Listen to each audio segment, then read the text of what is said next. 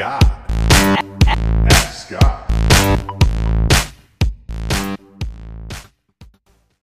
Hi, Scott. My name is Tom from Florida. Just started listening to your show here probably in the last month or two. I do have a question for you. I'm not real clear. You probably said it, but I didn't catch it.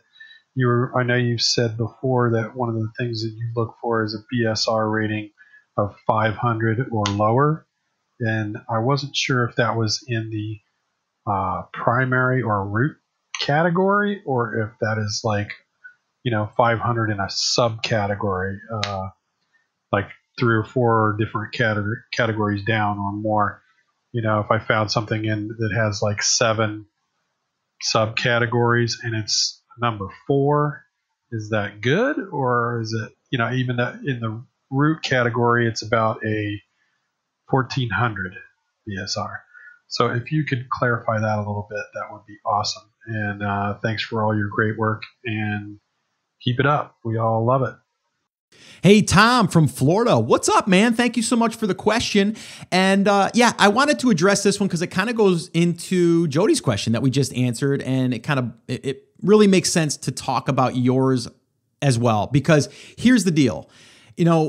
You're doing this whole thing by looking at the BSR right now. So in my head, I'm thinking to myself, you probably don't have Jungle Scout, the tool Jungle Scout. If you do, then really what we're talking about isn't even relevant in a sense, because Jungle Scout's going to do all of that work for you. So you don't have to worry about is a BSR in this category or the subcategory. They're only looking at top level categories. So if you are doing this manually, which you can, I've done it in the beginning. I did it all manually. And if you're doing it manually, it's really hard to understand what sales volume is happening through a certain category. Let's cover one thing first. Anyone that's brand spanking new, we're talking about top level. So if we're talking about home and kitchen, that's the top level category. If we're talking about beauty, that's the top level category. If we're talking about, what's another one? Lawn and garden. If we're talking about that one's a top, that's a top level.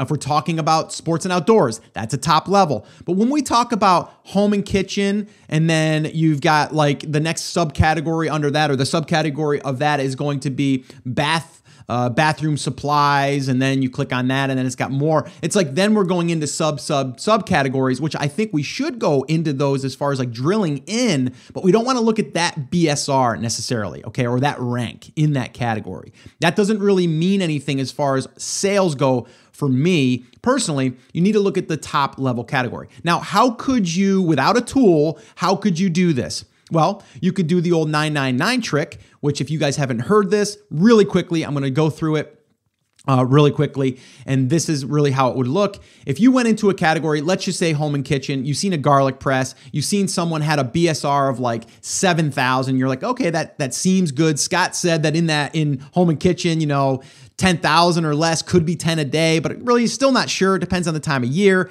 How can I figure out what a BSR of that is without a tool? Which I think you should have a tool by now. But if you don't, this is how you would do it. You go to that competitor, you go and you add it to cart, you add in that you want 999 of them. It's going to say, sorry, we only have 350 of these. And then you're going to go back the next day at the exact same time. That's the key, the exact same time. So if you did it at noon, Eastern time, you're going to come back the next day and do the exact same thing, add, to cart, and then you're going to see how many is left. It's going to say, oh, sorry, we only have 325 left in stock. And then you're going to say, oh, in 24 hours on this day, they sold 25. And you'd want to do that for probably 4 or 5, even 6 days, or even 7 days. And then you want to track how many sales are being generated on a regular basis. The only little problem here that could be is if they send in inventory in that time frame, it's going to throw your numbers off, because now one day it's going to show 350, the next day it might show 400. Now you can't even use that as your number anymore, because now it's been skewed. The best way, the easiest way, use a tool, Jungle Scout. You guys heard me talk about Jungle Scout quite often. The episodes that talk more about this is episode 56 and 161, which will be linked up in the show notes here. If you want to check that out, if you want to save, I think it's $10 on a license to that for the Chrome extension, you can head over to theamazingseller.com/JS for Jungle Scout. And that's my affiliate link, by the way. And you'll buy me coffee if you do that. So that would be awesome. But it's a great tool. I believe in it. Greg's a great guy. But I would recommend that before even going through that other step. If you're serious about this, to go ahead and invest, in a tool.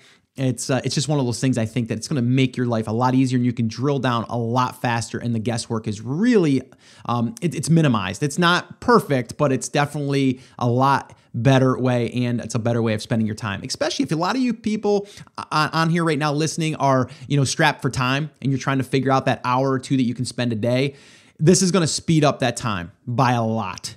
All right, because you're going to be able to see all these numbers, and they're really taking the data, not just from the past month, which they are. They're also taking data points from history and all that stuff. So they got some really cool algorithm going on behind the scenes. So definitely check that out.